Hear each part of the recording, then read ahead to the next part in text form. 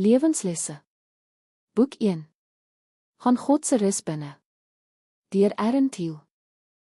Les 5. Bedek.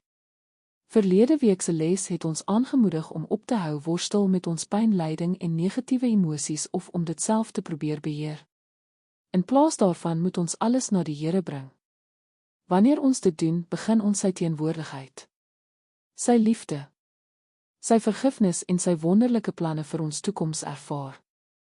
Hierdie les herinner ons daaraan dat wanneer ons nie ons seer kry na hom toe bring nie, ons dikwels probeer om die pyn op ander maniere te bedek. Soms skuil ons agter goeie werke, godsdienstige aktiwiteite, groter offers, meer dienswerk of deur net harder te probeer om geestelik te lyk. Al hierdie dinge kan goed wees, maar dit genees nie 'n seer hart nie. Dit word blote pleister wat 'n dieper wond bedek. Die werklike probleem is dikwels skuldgevoelens, skaamte, veroordeling of leuns wat die vyand in ons harte saai. In plaas daarvan om hierdie laste na die Here te bring, probeer ons dit self dra. Maar hoe langer ons dit wegsteek, hoe swaarder word dit.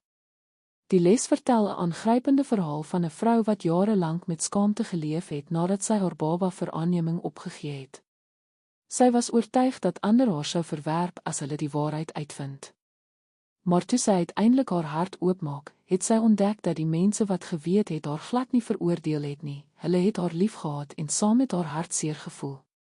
Die las wat sy al die jare gedra het, was baie swaarder as die werklikheid. Hoe dikwels doen ons nie dieselfde nie? Ons dra geheime, spyt en pynlike herinneringe rond omdat ons dink ons moet dit wegsteek.